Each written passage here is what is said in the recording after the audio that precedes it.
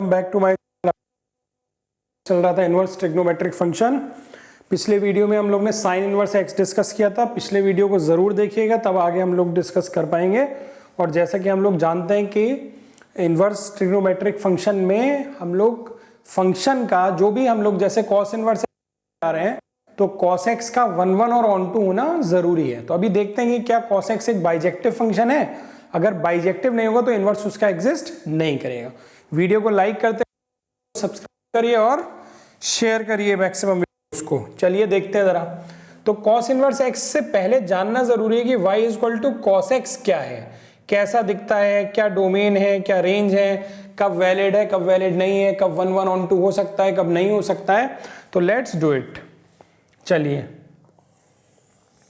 तो पहले जरा कॉस एक्स की बात कर लें। तो कॉस एक्स का जो कर्व होता है कुछ इस तरह का होता है। साइन एक्स से थोड़ा फर्क है, ध्यान से देख लेना। साइन एक्स वाला यहां से शुरू होता है, कॉस एक्स वाला यहां से शुरू होता है। This is 0, this is π/2, this is pi, this is 3π/2 and this is 2π।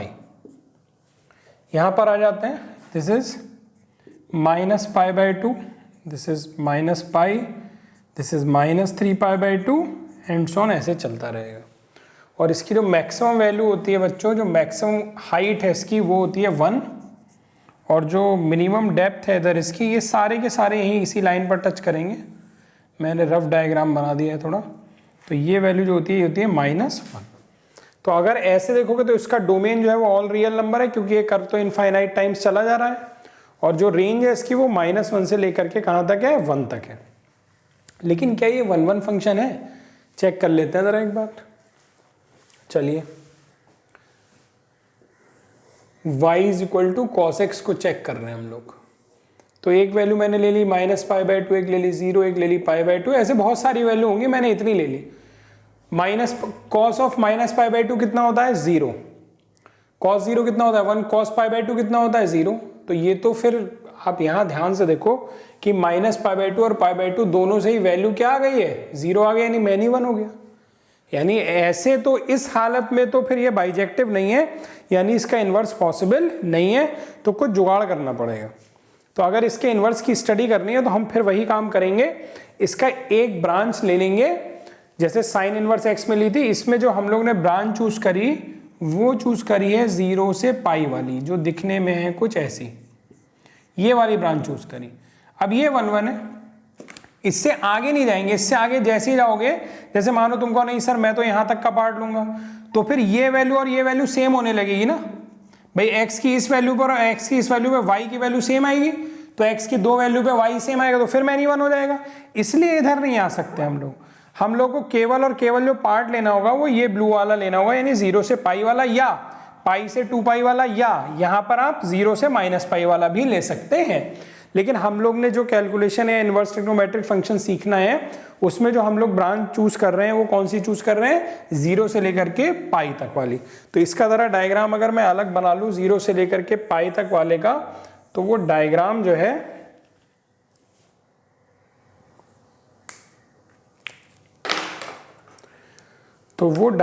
है कुछ ऐसा है। यहां पर क्या है, 0, और इस जगह पर वैल्यू क्या है हमारी, पाई।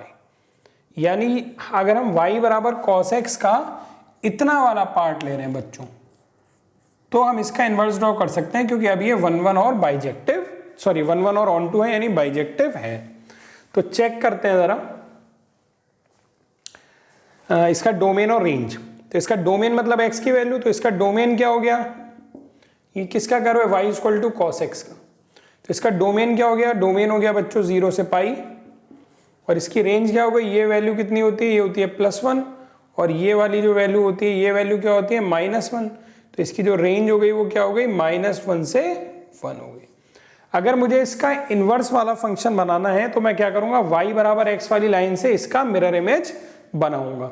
तो वो जब हम y बराबर x वाली लाइन से मिरर इमेज जब ड्रॉ करते हैं, तुम लोग आराम से ट्राई करके देखना, मैं बना दे रहा हूं, जो भी वो मिरर इमेज निकल करके आएगी, तो वो मिरर इमेज निकल करके आती है कुछ चलो इधर बना देता हूँ, ज़रा थोड़ी जगह बना लूँ बोर्ड पर। तो चलिए इसकी मिरर इमेज बनाने की कोशिश करते हैं y बराबर x है। तो पहले इतने पार्ट का मिरर इमेज अगर बनाऊंगा तो ऐसा बनेगा, या कुछ इतने पार्ट का कुछ ऐसा बनेगा। ये कितने पार्ट का, क्या ऊपर वाले ब्लू पार्ट का। फिर इस वाले ब्लू लाइन का अगर बनाऊंगा इस वाली लाइन से तो कैसे बनेगा बच्चों, वो बनेगा कुछ ऐसा बनेगा। तुम लोग ट्राई करना बनाने की, थोड़ा अजीब सा बन गया वहाँ डायग्राम। फेयर डायग्राम एक मैं यहाँ बना दे रहा हूँ कि जब हम उसका इन्वर्स ड्रॉ करेंगे तो वो डायग्राम कुछ ऐसा बनेगा, इस तरीके का। ठीक है, अब ये डायग्राम हो गया y equal to cos inverse x का। और क्या होता है बच्चों, डोमेन और रेंज इंटरचेंज कर जाते हैं, यानी इसका जो डोमेन होगा वो क्या हो जाएगा बच्चों, वो हो जाएगा -1 से 1, और जो इसकी रेंज होगी बच्चों वो क्या हो जाएगी, वो हो जाएगी 0 से पाई। देखो तुम रिफ्लेक्शन वाला डायग्राम मिरर इमेज बना पा रहे हो तो अच्छी बात है, नहीं तो तुम्हें ये डायग्राम तो ऐसे भी याद होने चाहिए, इनके डोमेन रेंज सब याद होने चाहिए, वहां बार बार बना के थोड़ी देखोगे मिरर इमेज। चलिए तो आगे से हम लोग मिरर इमेज नहीं, मैं डायरेक्ट डायग्राम बनाऊंगा, उनके डोमेन रेंज लिखूंगा, वो आपको याद करने होंगे, कैसे बनाए हैं वो मैं आपको सिखा रहा हूं। चलिए तो इसके लिए अगर हम लोग देखेंगे,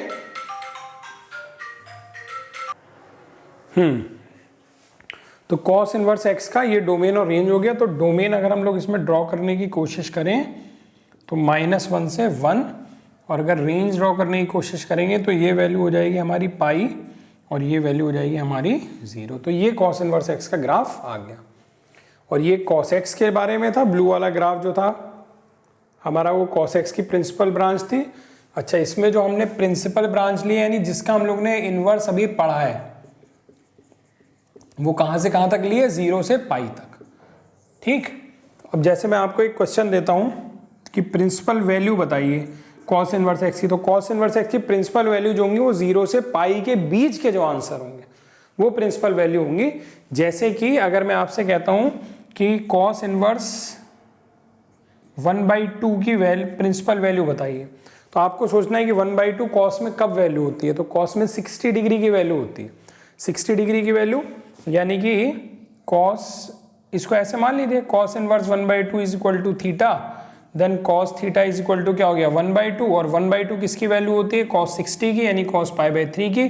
तो थीटा बराबर कितना हो जाएगा, π/3। तो π/3 क्या इस प्रिंसिपल ब्रांच में लाई कर रहा है, लाई कर रहा है, इसका मतलब ये प्रिंसिपल वैल्यू है, π/3 इज प्रिंसिपल वैल्यू। तो चलिए इस पर बेस्ड कुछ क्वेश्चंस हम लोग देख लेते हैं जल्दी से। चलिए इसको करते हैं हम लोग। तो प्रिंसिपल वैल्यू निकालनी है कॉस इनवर्स √3/2 की।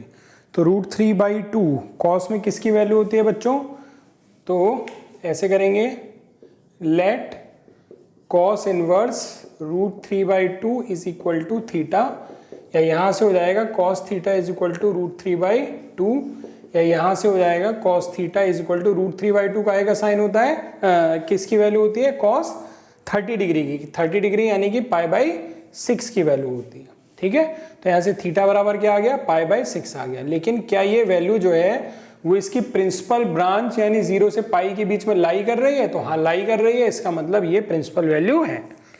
सेकंड क्वेश्चन देखते हैं, इसकी प्रिंसिपल वैल्यू निकालनी है। तो देखते हैं कॉस इनवर्स साइन, अब कॉस इनवर्स 1/2, तो 1/2 कॉस में कब वैल्यू होती है, जब 60 डिग्री होता है यानी π/3 पर, तो इसकी जगह क्या पुट कर दूंगा, π/3। अब साइन π/3 की वैल्यू क्या होती है, यानी साइन 60 की वैल्यू होती है √3/2, और फिर √3/2 कॉस इनवर्स निकालना है, तो √3/2 कॉस में किसकी वैल्यू होती है, अब आपको ये सोचना है। तो कॉस में वैल्यू होती है √3/2 30 डिग्री की, यानी π/6 की, तो π/6 इज योर आंसर। समझ में आए दोनों क्वेश्चन प्रिंसिपल वैल्यू के। चलिए एक क्वेश्चन और करते हैं अभी हम लोग। चलिए बच्चों ये क्वेश्चन देखते हैं हम लोग, xy/z belongs to -1 such that cos inverse x, cos inverse y, cos inverse z is equal to 0, find x plus y plus z। अच्छा, वहां cos inverse x का ग्राफ बना हुआ है, cos inverse x की जो सबसे लीस्ट वैल्यू होती है वो 0 होती है।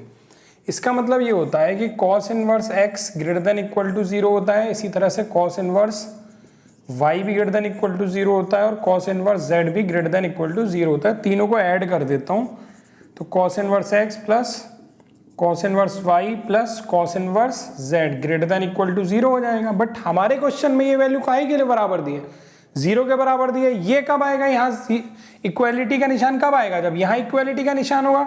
It means cos inverse x is equal to 0, cos inverse y is equal to 0 and cos inverse z is equal to 0। यानी यहाँ से x इज इक्वल टू क्या हो गया, cos 0, यहाँ से y बराबर क्या हो गया, cos 0, और यहाँ से z बराबर क्या हो गया, cos 0। cos 0 is 1। तभी ये पॉसिबल है कि जो क्वेश्चन में दिया हुआ है कि cos inverse x plus cos y plus cos inverse z बराबर 0, ये तभी हो सकता है जब ये तीनों अलग अलग 0 हों। और अगर ये तीनों अलग अलग 0 होंगे तो x y z की ये वैल्यू होंगी। आपसे पूछ रहा है कि x plus Y plus z क्या होगा, तो बच्चों यहाँ वैल्यू रख देते हैं 1 प्लस 1 प्लस 1 यानी कि 3 इज योर आंसर। तो इस छोटे से वीडियो में हम लोग ने cos इनवर्स x से रिलेटेड कुछ सीखा, डोमेन, रेंज, दिखने में कैसा है, प्रिंसिपल वैल्यू। तो आई होप समझ में आया होगा। अब मिलेंगे नेक्स्ट वीडियो में हम लोग कुछ और फंक्शंस के इनवर्स के लिए। Thank you very much.